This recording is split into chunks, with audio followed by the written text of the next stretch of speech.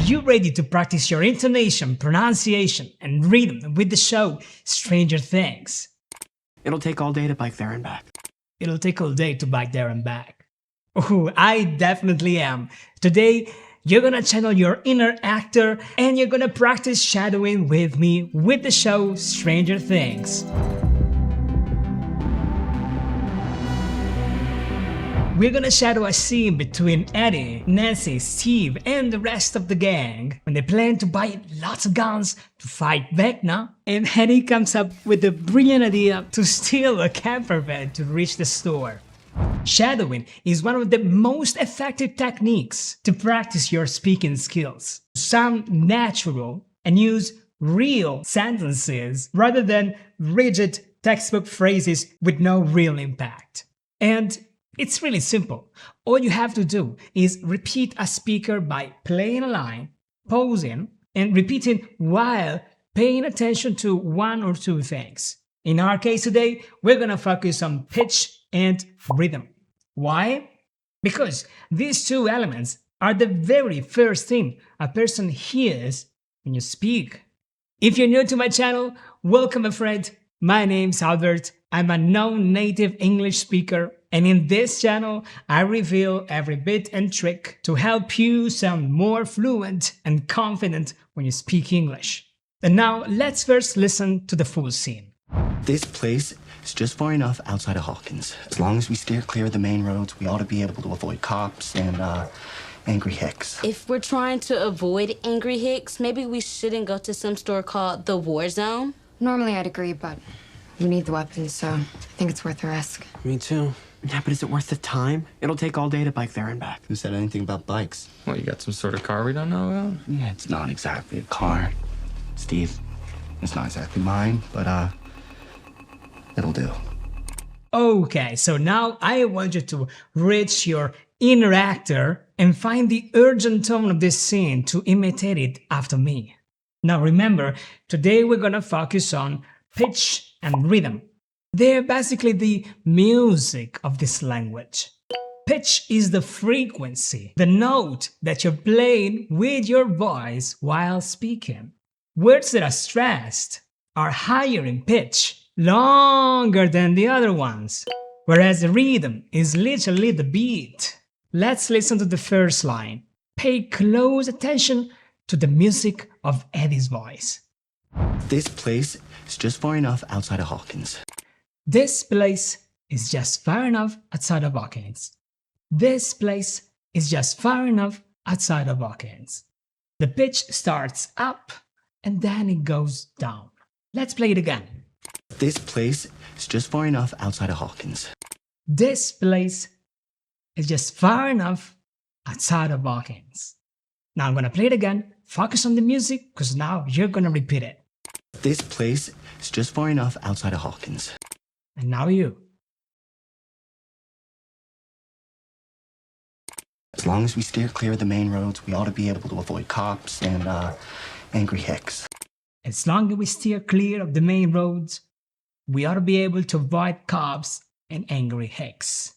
And by the way, the term angry hicks, or better, the term hicks, is a pretty bad American way to call someone with supposed low intelligence, often coming from the countryside. Dumb hick? When have I ever called somebody a dumb hick? Eddie calls them angry because they're angry at him because they think he killed someone, which he didn't, by the way. But anyway, when you're shadowing, you want to focus less on words and more on music. So for the moment, forget about vocabulary, because now I want you to focus on what you actually hear. So I'm going to play it one more time and tell me which words are the clearest for you. As long as we steer clear of the main roads. Long, steer clear, main roads. This is not because the rest of the words are words you don't know, but it's simply because in English, you emphasize the most important words to make sure that your message is clear, and as a consequence, the rest of the words are softened, contracted, shrinked, as, we, of, the, all of these words are less important. and so they are less pronounced. As long as we steer clear of the main roads. As long as we steer clear of the main roads. Now you. If we're trying to avoid angry hicks, maybe we shouldn't go to some store called the War Zone. Then she's actually kind of right here. If we're trying to avoid angry hicks, maybe we shouldn't go to some store called the War Zone. It's a sentence, and so it should finish in a low pitch to signal importance, to signal that the phrase is over. But it actually ends in a high pitch instead, because it's meant to show how little Erica believes in Eddie's plan. And if you know Erica from Stranger Things, you know she questions basically anything. And so in this case, she is questioning the plan, as in, is it really gonna work? Maybe we shouldn't go to some store called the War Zone.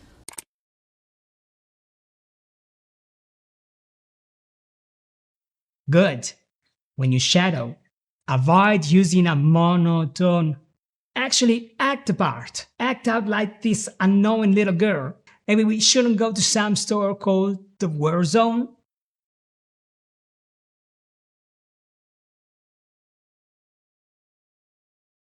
Normally I'd agree, but we need the weapons, so I think it's worth the risk. Listen to the rhythm here. Da-da-da-da-dum. Da-da-da-da-da-dum. Da-da-da-da-da-dum. Normally I'd agree, but we need the weapons, so I think it's worth the risk. We need the weapon, so I think it's worth the risk. I think it's worth the risk. Rhythm in English is exactly like this.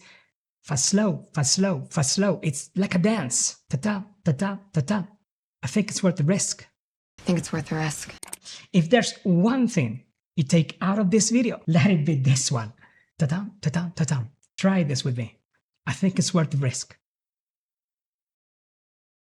Very well, very well. Now, for the next part, we'll try something different. We'll get rid of the subtitles and see how much you understand. Me too. Yeah, but is it worth the time? It'll take all day to bike there and back. Probably you've heard me too, maybe even time. But what about the rest of the words? You didn't understand them because you don't know them. You didn't understand them because Dustin went very, very fast. Yeah, but is it worth the time? It'll take all day to bike there and back. He used a lot of connected speech here, emphasizing only the bits that he needed to deliver the message. In fact, let me prove this. Here are the subtitles. Are there any words you didn't know the meaning of? Probably not, right? It'll take all day to bike there and back. It'll take all day to bike there and back. This is the most confusing bit. I agree with you. I mean, shouldn't bike be among the most important words? After all, he is talking about going there with their bike, and that's gonna be too slow. Why didn't he emphasize also that word? You see, he didn't use the bike, he used the action to bike. And biking, if you know the show, you know that it's something that these guys do very often. So it wasn't anything new to them. The action of biking wasn't important in this phrase. It was actually the time needed to bike there that was the most important. And this is why everything else got crammed together in just a few seconds. And now let's repeat it together. And of course, we're gonna start very slowly, okay? It'll take all day to bike there and back. Now you.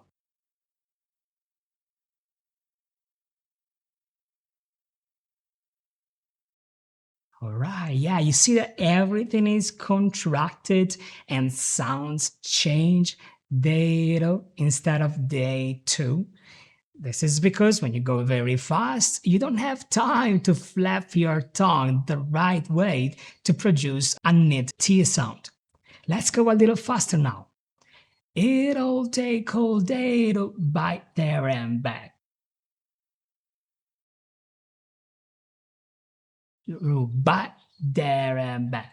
Back there and back. You see, there's a little break there, and he doesn't say bike, he said bike there and back. Now let's go even faster. Are you ready? It'll take all day to back there and back. Now let's see how fast we went compared to him. It'll take all day to bike there and back. I think we were pretty close, so good on us. And now let's continue. Who said anything about bikes? Now focus back on the music, because here we are listening to the opposite. We are listening to a monotone. Who said anything about bikes? And it's all connected. Actually, the only word you can clearly hear is the word bikes, which of course is the pitched word. But the tone is always the same, very, very steady. This is because it's not a real question, which is basically the opposite of what did Erica before. Erica was pronouncing a sentence and turned that into a question because she was questioning. If we're trying to avoid angry hicks, maybe we shouldn't go to some store called the War Zone. But now Eddie is asking something, but it's not a real question, and because of that, the tone is very monotone. Who said anything about bikes? Okay, it might be too fast. Let's go slower, right? Just like before. Who said anything about bikes? Let's go a little faster. Who said anything about bikes? Once again, full speed. Who said anything about bikes? Well, you got some sort of car we don't know about? Well, you got some sort of car we don't know about? This is the real pitch for questions. This is the pitch you actually normally use for yes and no answers. And in fact, Steve is using it here to show his confusion. Like, what's going on? Do we have any car? Well, you got some sort of car we don't know about? Well, you got some sort of car we don't know about? Now you. Yeah, it's not exactly a car, Steve. It's not exactly mine, but it'll do. And this is when Eddie wants to actually steal a camper van. And if you know this show, if you watched it, you know what's coming next. But notice how the pitch rises and lowers. It's not exactly mine, but it'll do. It's not exactly mine, but that'll do. This is because he's connecting two phrases, and when he finished the first phrase, he wanted to make sure that the other person knows that he hasn't finished yet. He still needs to connect with the last part. Because he just said that the car he wants to use to go to the store is not his own. So of course he needs to explain that with the next phrase. It's not exactly mine, but it'll do. Now you. Good. Now, let's try again from the beginning to the end. I'm gonna play it line by line, and you repeat it now that you know basically everything about it. So, get into character and let's get started. This place is just far enough outside of Hawkins. As long as we steer clear of the main roads, we ought to be able to avoid cops and angry hicks.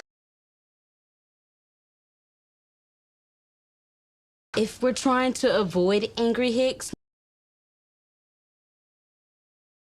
maybe we shouldn't go to some store called the War Zone. Normally I'd agree, but we need the weapons, so I think it's worth the risk.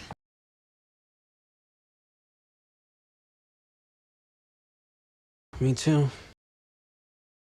Yeah, but is it worth the time? It'll take all day to bike there and back.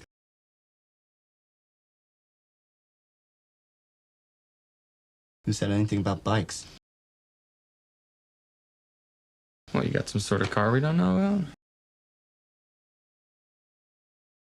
Yeah, it's not exactly a car, Steve. It's not exactly mine, but it'll do.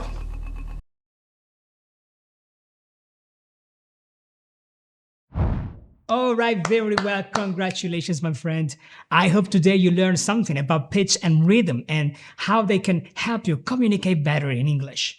If you liked it and want to be challenged a little more with something that really challenges your tongue, I made this other video where I give you seven like this, where I give you the 7 most important tricks I personally use to speak clear English. You're gonna shadow a very difficult phrase with me. I hope you're ready because that's gonna be intense.